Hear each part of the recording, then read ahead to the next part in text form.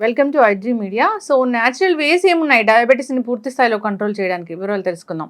ఈరోజు మనతో పాటు ఉన్నారు ప్రముఖ vegetable therapist and sun spiritual society founder Vikramaditya Guruji గారు. గురుగారు నమస్కారం అండి. సూర్యోస్మితల్లి. గురూజీ, జనరల్గా డయాబెటీస్ షుగర్ వ్యాధి ఇంట్లో నలుగురుంటే ఒక్కరికైనా ఉంది, అంతలా వచ్చేసింది షుగర్. ఇప్పుడు మనం ఏదైనా జ్వరం, దగ్గు, జలుబు ఇలా వాటి కోసం హాస్పిటల్కి వెళ్ళినా టెస్ట్లు చేస్తూ ఉన్నారు షుగర్ ఉందా లేదా అని. సో ఎందుకు ఈ షుగర్ వ్యాధి ఇంతలా పెరిగిపోయింది? న్యాచురల్ వేస్తోని దీన్ని పూర్తి స్థాయిలో కంట్రోల్ చేసుకోవచ్చా? ఏం చెప్తారు? 2000లోనే రాజీవ్ దీక్షిత్ గారు, అంటే వాగ్భటుడి అనుచరులుగా చెప్పుకోవచ్చు, అష్టాంగ హృదయం అనే శాస్త్రాన్ని అనుసరించి ఆయన చేసిన సర్వేలో అప్పటికి 70% పాపులేషన్లో డయాబెటీస్ వ్యాధిగ్రస్తులు ఉన్నారు. ఇప్పుడు ఇక మనం ఇంకొక 2-3 ఏళ్ళు ఎదరికెళితే ప్రస్తుతానికైతే ఇది 80-90% ఉంది. 100% కూడా డయాబెటిక్ వచ్చేస్తుంది. ఎందుకు అంటే ఇప్పుడు మీరు అన్నట్టు ఒక ఇంట్లో నలుగురుంటే ఒక్కళ్ళకి షుగర్ అంటున్నారు. కాదు, ఆ ఒక్కళ్ళు ఎవరో షుగర్ లేకుండా ఉంటున్నారు, మిగతా వాళ్ళందరూ కూడా షుగర్ బారిన పడిపోతున్నారు. 100% కరెక్ట్ మాట.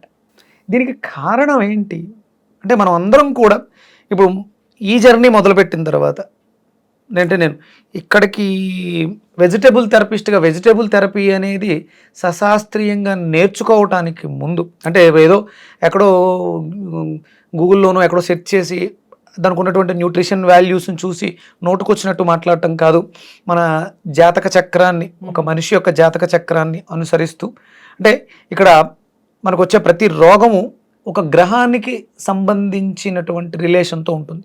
ప్రతిదీ కూడా ఎనర్జీ ఫార్మేషన్లో ఉంటుంది. మన శరీరం అంతా కూడా కణజాల నిర్మాణం, ఆ సెల్స్కి కావలసినటువంటి భౌతిక పదార్థం ప్లస్ శక్తి, అంటే కంటికి కనపడని శక్తిలో మార్పులు, కంటికి కనిపిస్తున్నటువంటి రసాయనిక మార్పులు, ఈ రెండింటి యొక్క అనుసంధానమే మనం అనుభవిస్తున్నటువంటి ప్రాబ్లమ్స్. అంటే దాన్ని నేను దిస్ ఈజ్, అది రోగము ఇంకొకటో మనం మాట్లాడక్కలే, ఇది మన శరీరంలో జరుగుతున్నటువంటి ప్రక్రియ. దీని మీద మనకి అవగాహన తగ్గిపోవడం వల్ల, అంటే శక్తి అనేది, పవర్ అనేది మనల్ని నడిపిస్తూ ఉంటుంది. అంటే బేసిక్గా నేను వెజిటబుల్ థెరపీకి ముందు ఫస్ట్ నేర్చుకుంది ప్రాణిక్ హీలింగ్. నేను ఒక ప్రాణిక్ హీలర్ ప్రాక్టీషనర్గా ప్రాక్టీస్ చేస్తూ సన్ స్పిరిచువల్ సొసైటీ, అంటే సూర్య ప్రాణ చికిత్స విధానం, సన్ ప్రాణ అంటే మనకి ఎనర్జీ ఎక్కడి నుంచి వస్తుంది, సన్ ప్రాణ, సూర్య ప్రాణ చికిత్స, దీని మీద అవగాహన తెచ్చుకొని దాని మీద రీసెర్చ్ చేస్తూ ప్రాణిక్ హీలర్గా ప్రాక్టీస్ చేస్తూ వీటి మీద రీసెర్చ్ మీద వెళుతున్నప్పుడు నేను పొన్నగంటి కూర, మనకి అంటే చాలా రకాలు చేదుగా ఉండేవి షుగర్కి పనిచేస్తాయి. ఎందుకంటే ఇది షుగర్ అనగానే తీపి వ్యాధి, అతిమూత్ర వ్యాధిగా మనం పరిగణలోకి తీసుకుంటాం. అతిమూత్ర వ్యాధి ఎందుకు వచ్చింది? మీరు LDL HDL గురించి విన్నారా? High density lipoprotein, low density కదా. ఇక్కడ మనం మాట్లాడుకుంటే మనం తీసుకున్నటువంటి ఆహారం ఏదైతే ఉందో అది పూర్తిగా పచనం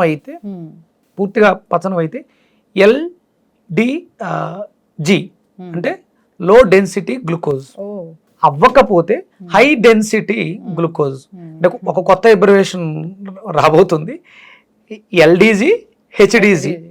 మనం తిన్న ఆహారం ఏమవుతుంది, మన శరీరంలో జీర్ణక్రియకి సంబంధించినటువంటి వ్యర్థ పదార్థాలు మన శరీరంలో ఉన్నప్పుడు అవి ఆయా ఆర్గాన్స్ని ఇన్ఫ్లుయెన్స్ చేసి పాడు చేస్తాయి. ఏమేమి పాడవుతున్నాయి? మనం పొట్టలో వేస్తే ఆ డైజెషన్ సిస్టమ్ ఏదైతే ఉందో అది పాడవుతుంది, లార్జ్ ఇంటెస్టైన్స్ డ్యామేజ్ అవుతున్నాయి. దీని ప్రభావం మనకి లివర్ మీద ప్రభావాన్ని చూపిస్తుంది. ఆ పక్కనే లివర్కి సంబంధించినటువంటి గాల్ బ్లాడర్ ఉంది, గాల్ బ్లాడర్ దగ్గరలోనే ప్యాంక్రియాస్. ఇవన్నీ జీర్ణక్రియ వ్యవస్థని పాడు చేసే పదార్థాల వల్ల పాడవడంతో మనం అయితే HDG లేకపోతే LDG వీటి మీద ఇబ్బంది పడుతున్నాం. మనం మార్చుకోవాల్సింది ఏంటి? షుగర్ తగ్గాలి అంటే జీర్ణక్రియ వ్యవస్థని మెరుగుపరుచుకోవాలి ఫస్ట్. అంటే ఆకలేస్తేనే భోజనం వేయాలి. ఆకలి ఎందుకు వేస్తుంది? శారీరక శ్రమ చేస్తే ప్లస్ అరుగుదల వ్యవస్థ బాగుండే. లోపల వేసాం, ఆకలి వేయలేదు అంటే తిన్నది పచనం అవ్వలేదు, అందుకని మీకు గేట్ ఓపెన్ చేయలేదు. మీరు చూడండి, షుగర్ వచ్చినప్పుడు నోరు చేదుగా ఉంటుంది, ఒక్కొక్కసారి నీరసంగా ఉన్నప్పుడు నోరు జిగురుగా అయిపోయి ఉప్పగా ఉంటుంది. అంటే నీరసంగా ఉంది, నాకు సోడియం కావాలి అని ఎక్స్ప్రెస్ చేస్తుంది బాడీ. ఉప్పగా ఉండేవి ఏమైనా తీసుకో. మీరు కొంతమందికి స్వీట్ ఇష్టం, కొంతమందికి కారం ఇష్టం, కొంతమందికి ఉప్పు ఎక్కువ వేసుకోవడం ఇష్టం. ఇప్పుడు చూడండి, మీకు వడ్డించినప్పుడు భోజనంలో వడ్డంతో పాటు ఉప్పు వేస్తారు, సాల్ట్ వేస్తారు. ఎందుకు అంటే వంట చేసేవాడి స్థితిగతులను బట్టి వాడు ఉప్పు వేస్తాడు, వాడికి తెలిసిన రుచి. కానీ మీ బాడీ, మీ మెటబాలిజం సిస్టమ్ వేరు. అందుకని మీరు ఎక్స్ట్రా కావాలనుకుంటే దాన్ని కలుపుకుంటారు, అందుకని వేస్తారు. మనమేమనుకుంటాం, చివరిలో తినే మజ్జిగ అన్నానికి ఇప్పుడే ఏం తొందర వచ్చింది, ఉప్పు వేసారు అనుకుంటాం. కానీ ఒరిజినల్గా వాడి స్థితిలో వాడికి కోపంగా ఉన్నాడు, వాడికి ఉప్పు ఎక్కువ తినాలనిపిస్తుంది, ఉప్పు వేస్తే ఎక్కువ వేస్తాడు.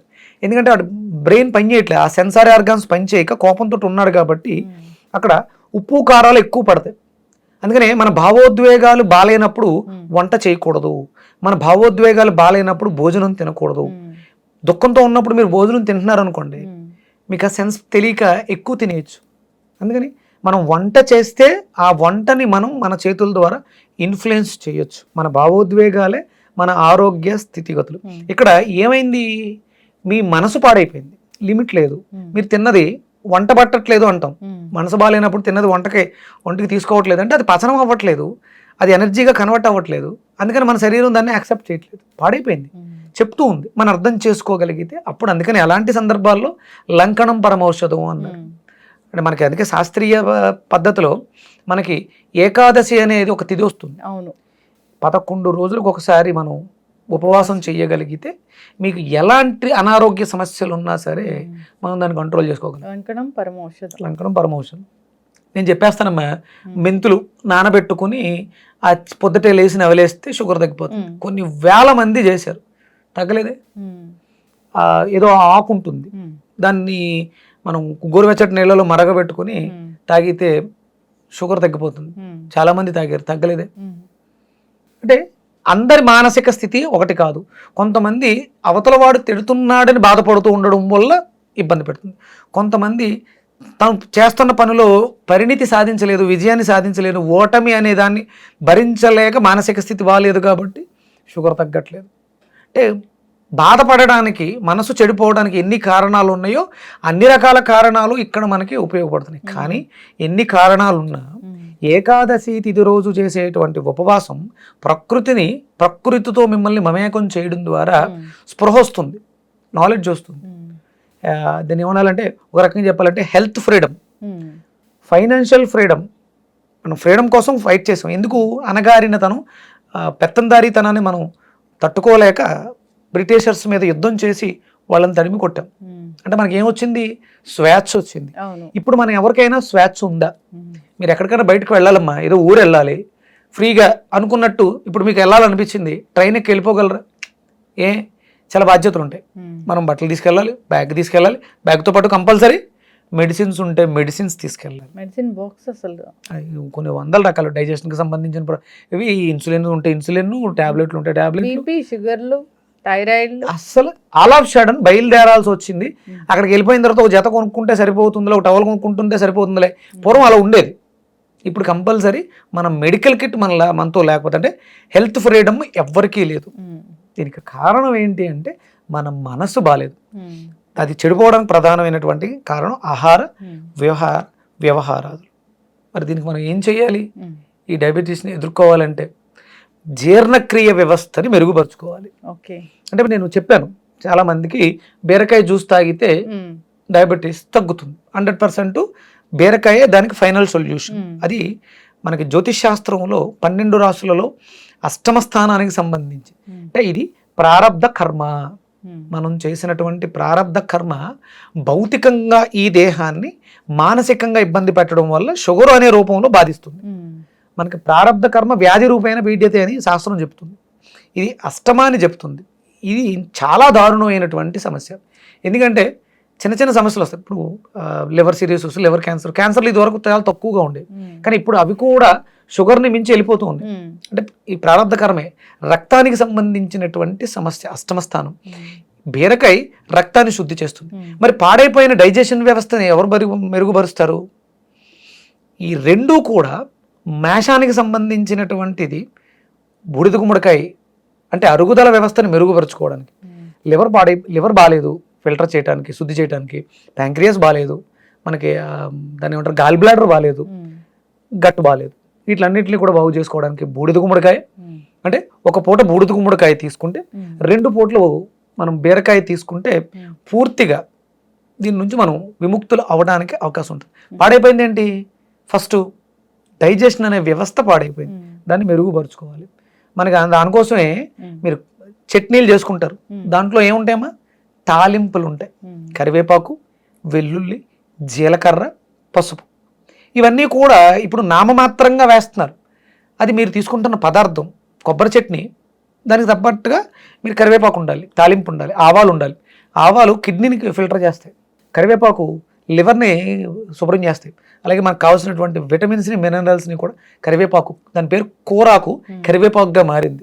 జీలకర్ర ఎండోక్రైన్ గ్లాండ్ సిస్టమ్ని, అంటే వ్యర్థాలను విసర్జించడానికి అవకాశం ఉండేటువంటి ఎంజైమ్స్ని రిలీజ్ చేస్తుంది. ధనియాలు మనకి యూరినేటరీ సిస్టమ్ ఎలిమినేషన్ చేయడానికి, వ్యర్థాలు విసర్జించాలంటే ఏదో ఒక ఆర్గన్ ద్వారా బయటకు వెళ్ళాలి, అది కిడ్నీస్ ద్వారా, యూరినేటరీ సిస్టమ్ ద్వారా బయటకు వెళ్తాయి. ఇవన్నీ తాలింపు చాలా శ్రద్ధ పెట్టి పోపేస్తే మంచి సువాసన వస్తుంది, ఆకలి కూడా వేస్తుంది. దాంట్లో చిటికెడు వాము వేసుకోవడం, పసుపు యాంటీబయాటిక్, వ్యాధి నిరోధక. ఇంత సశాస్త్రీయంగా వంట అనేది ఒక యజ్ఞం అమ్మ. వంట అనేది ఒక యజ్ఞంలా చేయాలి. మనం మన కడుపులోకి, ఈ యజ్ఞగుండంలోకి ఆహారాన్ని అమృతంలా, ఔషధంలా, నేతితో అభికరించి వేయాలి. అంటే కంపల్సరీ మనం ఏం వాడాలి? నెయ్యిని వాడాలి. షుగర్ తగ్గాలంటే మనం నేతిని వాడాలి. ఆహారాన్ని శాస్త్రీయంగా వంట చేసుకోవాలి. దాంట్లో ఉన్నటువంటి పోపు దినుసులు అన్నీ పర్ఫెక్ట్గా ఉండాలి. అప్పుడు ఈ షుగర్ వ్యాధి నుంచి భారతదేశం విముక్తతని పొందగలుగుతుంది. ఏదో ఆకలేసింది, 2 పూరీలు, 2 ఇడ్లీలు, 2 దోశలు, వడలు తినేసాం కాదు. అసలు బయట తినడం అనేది చాలా తప్పు, శాస్త్రం ఒప్పుకోవద్దండి. ఇంట్లోనే అమ్మ చేతి వంట ఆరోగ్యాన్ని ప్రసాదిస్తుంది. ఇంట్లో వంటిల్లు క్లోజ్ అయిపోయినాయి, ఓపెన్ అవ్వాలి, మళ్ళీ బయట నుంచి తెచ్చుకోవడం ఆగాలి. అప్పుడే ఈ షుగర్ మహమ్మారి నుంచి మనం బయటపడగలుగుతాం. దానికి మనకి సహకారం బూడిద గుమ్మడికాయ, బీరకాయ. చాలా చక్కగా చెప్పారండి మీ పద్ధతిలో. సో వెజిటేబుల్ థెరపీ దీని గురించి చాలా చక్కగా చెప్పిందని ఎప్పుడు చెప్తూ ఉంటారు. బీరకాయ బాగా పనిచేస్తుందని అందరూ కూడా వాడారు. సో అది ఇంకా రిజల్ట్ ఎక్కువగా రావాలంటే మీరు చెప్పిన విధానాలను పాటించాలని కోరుకున్నాం. గట్ హెల్త్ బాగుండాలి, మెరుగుపరుచుకోవాలని కోరుకున్నాం. చక్కటి ఇన్ఫర్మేషన్ అండి, ధన్యవాదాలు. సూర్యోస్మితల్లి.